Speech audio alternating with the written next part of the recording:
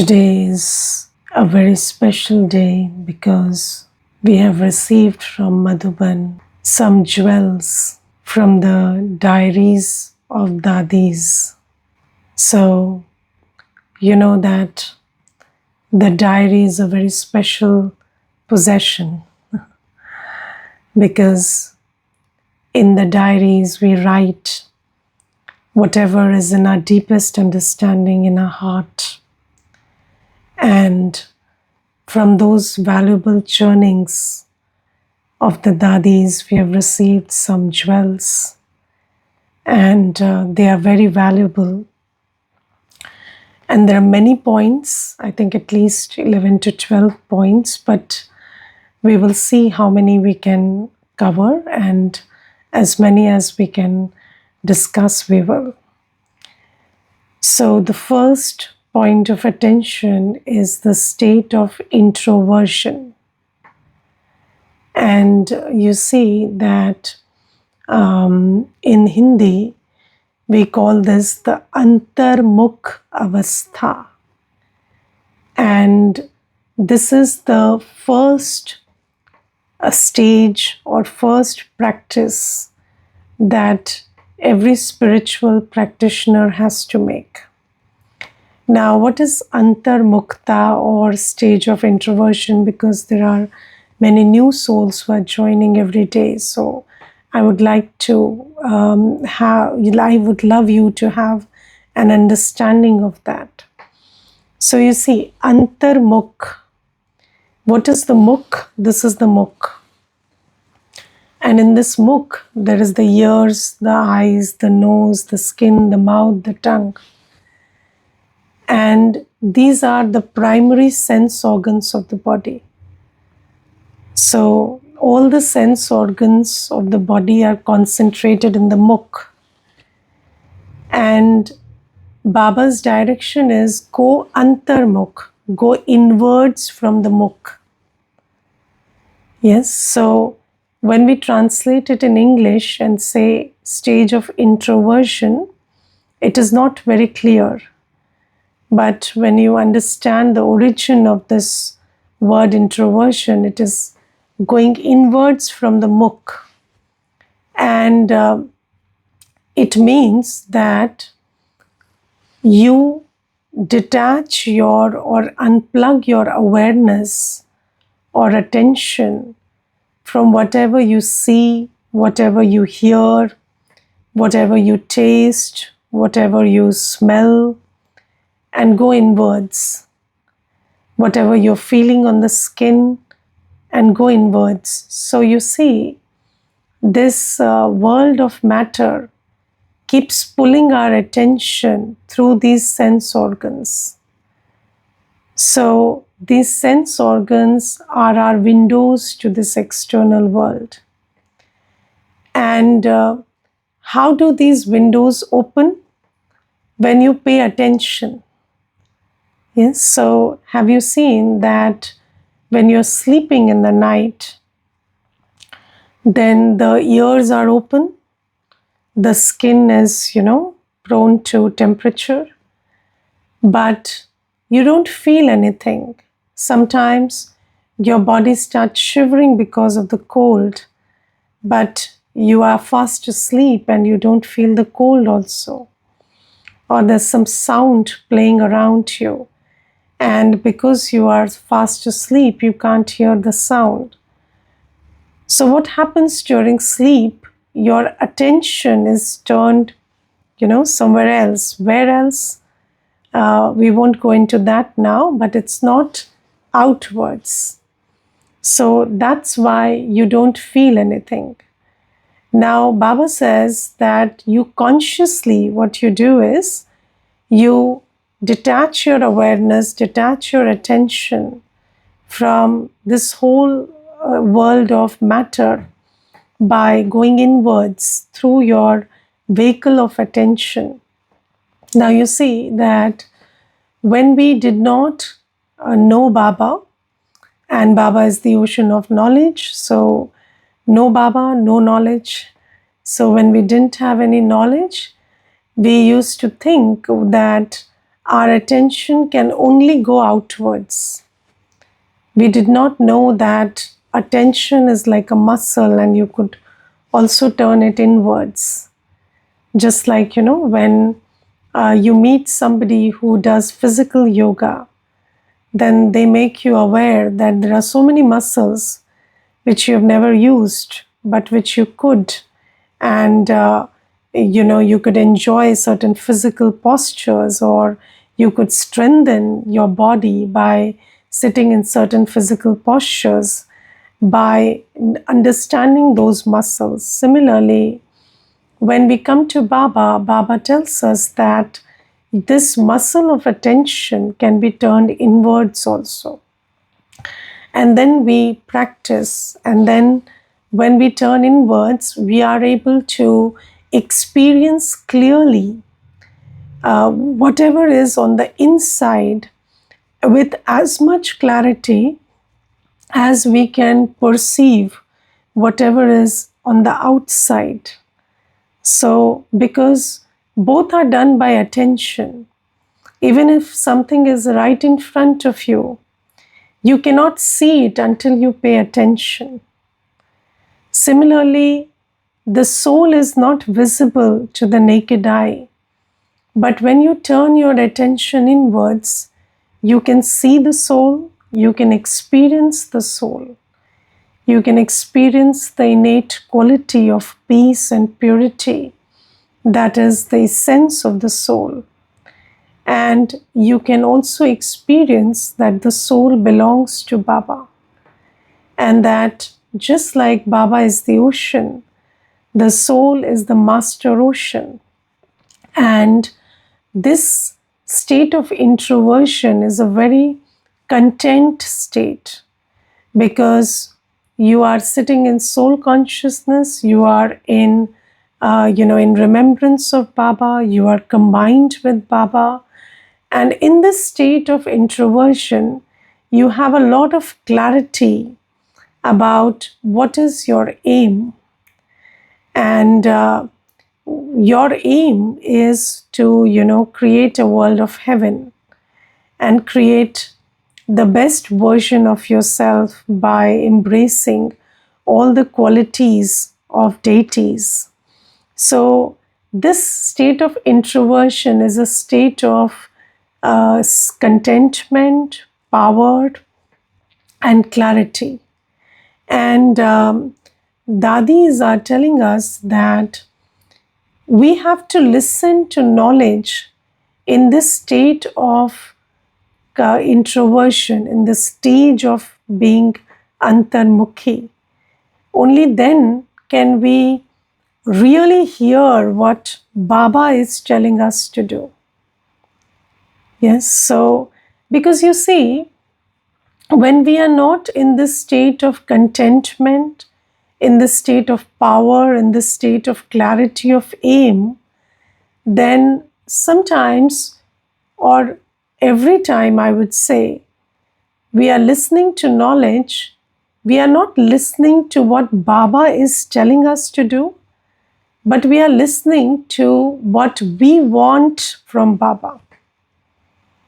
So, we are blinded by our own desires, we are tainted by our traumas, and we are not actually listening to what Baba is speaking, but we are listening to what we want to hear. And have you seen that communication is a very tricky thing, because many times you don't hear what the other person is saying, but you hear what you want to hear. Yes, so in order to listen to Baba's knowledge and grasp the meaning of whatever Baba is saying as Baba means it, and not taint it with what I want to hear, I need to be practicing this state of introversion very much. I will tell you one incident in this regard.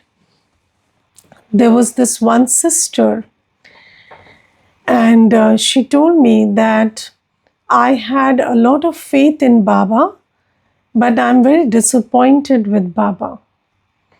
So I said, why? So she said, because I did whatever Baba said. But you know what Baba says doesn't yield results.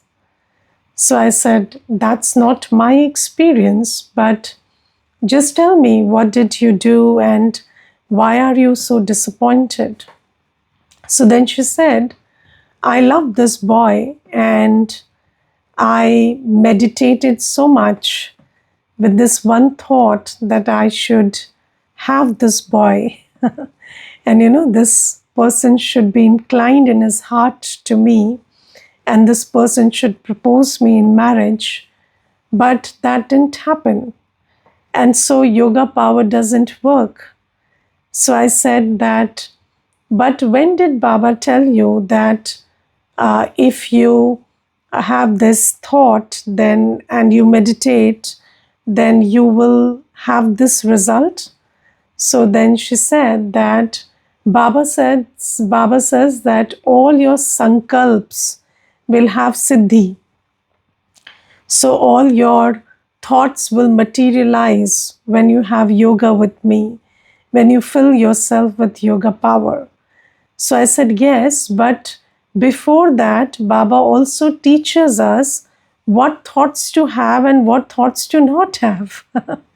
And Baba also gives a very clear difference between evil desires and pure desires.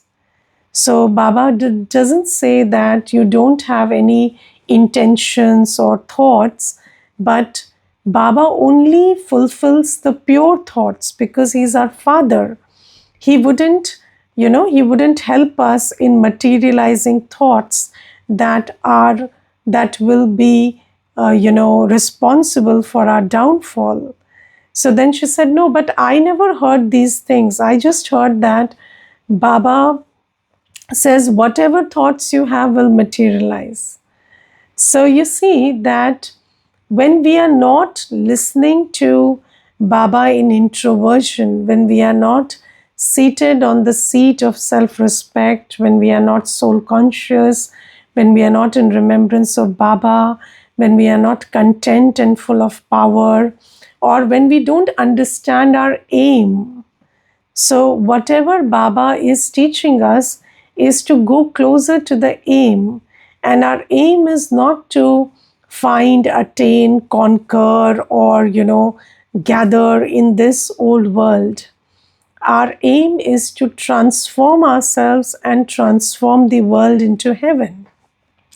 So, until and unless we have this state of introversion, we will be taking Baba's, directions or Baba's Mahavakyas or whatever Baba is speaking in the Murli, very elevated versions, but they will become very ordinary. And many a times, we don't even understand how to use it, where to use it. We just keep using it because of our selfish interests, because we are, what do you say? We are consumed by lust, anger, ego, attachment, and greed. And this is a very important note of caution that Dadis are giving us today. Then Dadis are telling us also that we have to treat our mind like a temple. And just like, everybody receives a lot of, when somebody visits the temple, they go empty handed, but they don't return empty handed. So they feel like they have got a lot when they visited the temple. So Baba says, our mind is also like a temple, and the temple will become the source of, pure thoughts, or this temple will be able to serve everybody if we take care of it. And how do you take care of it? So you see that a temple is a temple because the idols of deities are there in the temple. And Baba says, in our mind, we should have the divine virtues which are like idols, and we don't need to put up stone idols in the temple of the mind, but the divine qualities that Baba is giving us, they are like the deities that we have to invoke in our temple of the mind. And especially the divine qualities of being free from attachment, free from greed, free from fear, free from ego. Yes, so these are the having patience. So these are the qualities that, some of the qualities that Baba is mentioning. And when we clean our mind, or there is the fragrance of these divine virtues in our minds, then pure thoughts emerge. So, and these pure thoughts, they become like an instrument to serve everyone around you. And you see, in this path that Baba is showing us, teaching us, mind is considered to be a very important organ. So, in the world, we don't learn a lot about the mind. In the world, we learn how to write, talk, behave, but we don't learn how to think. Yes, so nobody teaches us what to think, how to think. But when we come to Baba, Baba makes us very aware of the fact that thoughts are the seeds of every word, every act. So we have to become very aware of our thoughts. And Baba also gives us the key to control our thoughts. And how do we keep a tab on our thoughts? When we keep a tab on our attitude, on our stage of awareness and everything. But the important thing is Baba teaches us how to take care of our mind. And Baba says that, whatever you hear, whatever you eat, whatever whichever environment you are in, it affects the mind. So Baba also teaches us how to practice some caution in what we see, what we hear, what we read, or what we eat, because it all influences the mind and consequently the thoughts. Now, today in the Diaries of Dadis, it is being underlined that in order to make this machinery of the mind very powerful and effective, what we have to do is, first thing, we have to consciously, invoke the divine virtues. We have to embrace the divine virtues in our life so that our mind becomes a sacred place, a pure place. And then Dadis are talking about the service through the mind. And you see, serving somebody is a very subtle subject. And I found this very important. Of course, everything that Dadis are saying is important, but this is very important, that sometimes we think that when somebody is making a mistake, then cautioning them is serving them. Yes, so just telling them what to do, what not to do, which way to correct, that's serving them. And yes, of course, today in the Murli, it's also underlined that that is a form of great love. But that is not enough. So we also have to, give that soul the power of our yoga. Yes, do you understand that everybody who is making mistakes or not doing what they are supposed to do or doing what they are not supposed to do, is primarily because of lack of understanding and power. So, yes, you can give understanding through the mouth. Now, let me also tell you one thing. On this path, I have discovered that there are two methods of cautioning somebody or correcting somebody.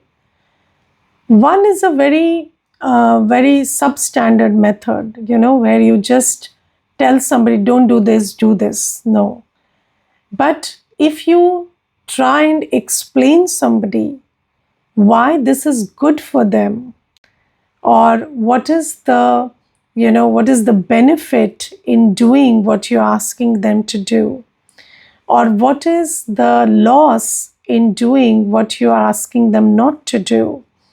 If you take out some time and make somebody understand, then that is going to that is going to what do you say, work up the intellect of that person who is listening to it.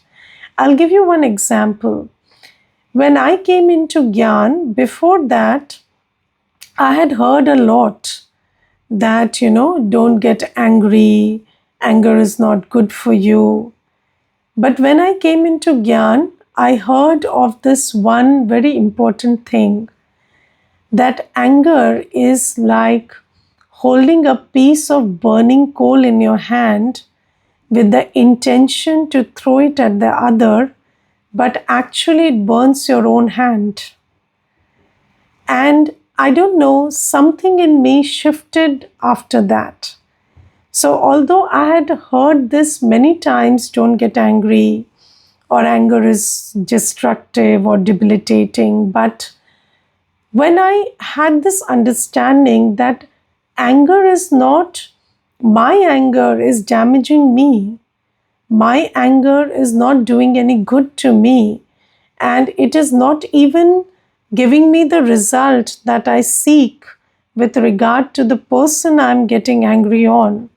But actually, it is very counterproductive. When I understood that, then I made it a personal choice to not damage myself further.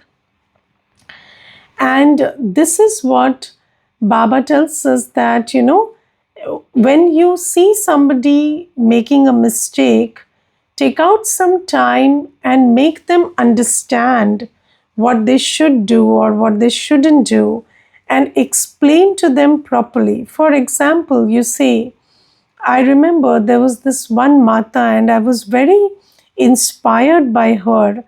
What she did is, she didn't ask her children to not eat these chips and these, fries from outside, but instead she taught them how to look at the ingredient list and check what's in it.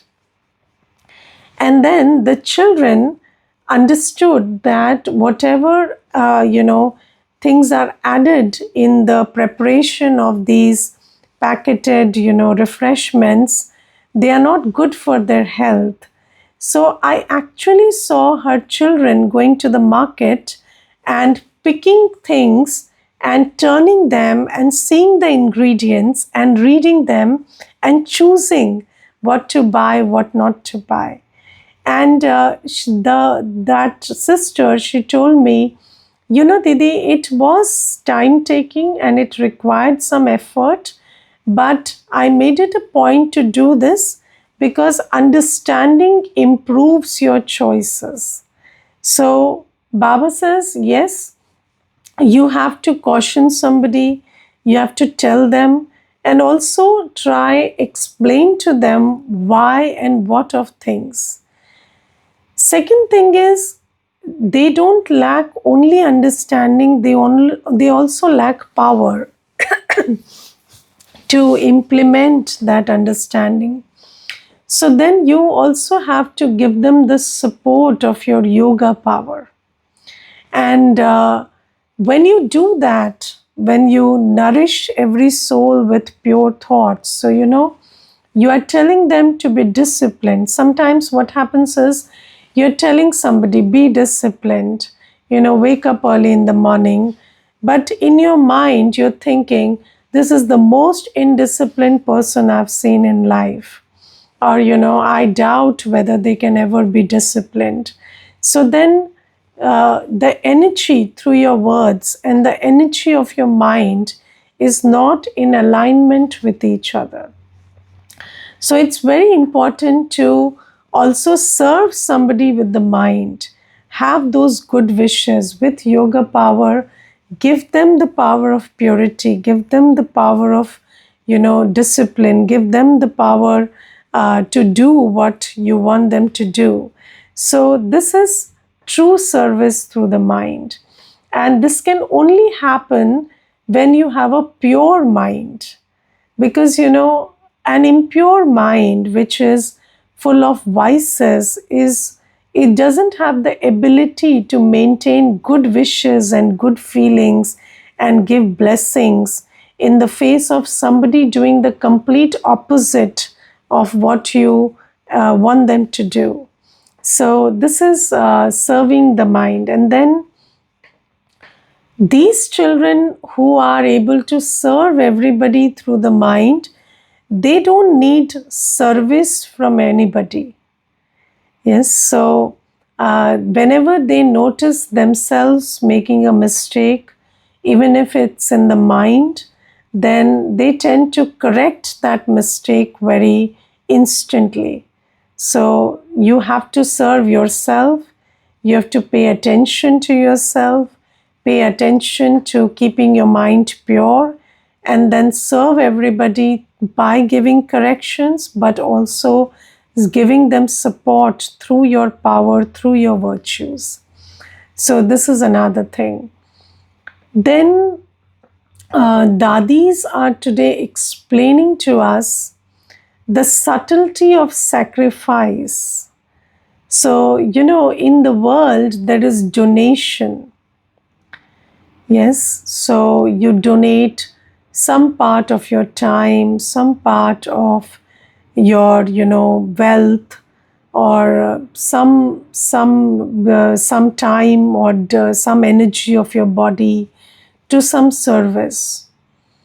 But Baba says this construct that Baba has created, it's called the imperishable sacrificial fire of Rudra.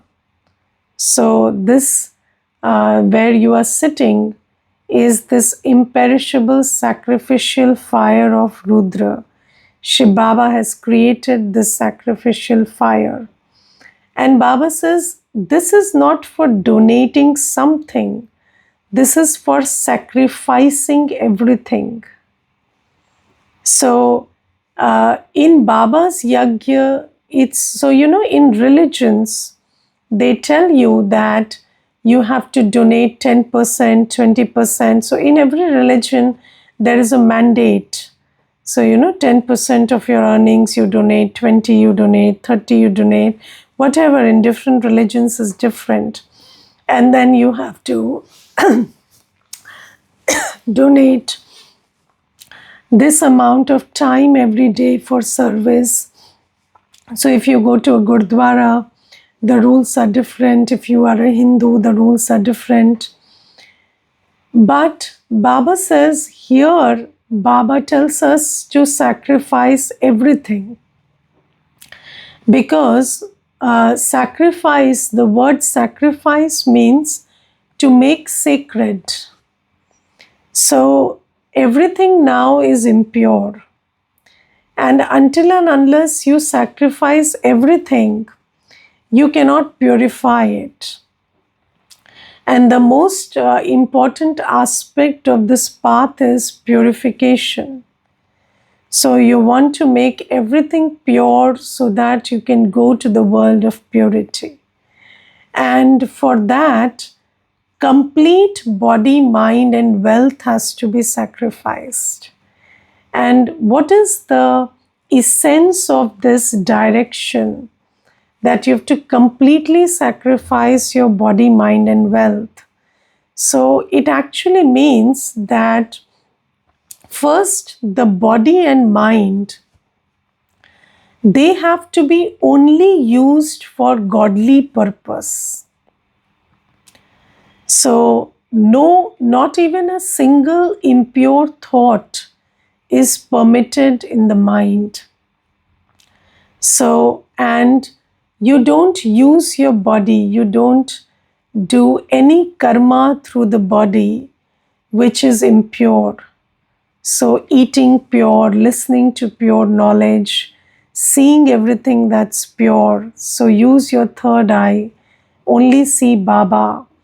You engage in actions that contribute to seva, or don't engage in anything impure through the body or even through the mind, not even one single impure thought. That is sacrificing the body and mind. And when we talk about sacrificing wealth, it means that you don't waste even a single rupee or single currency in which you're earning.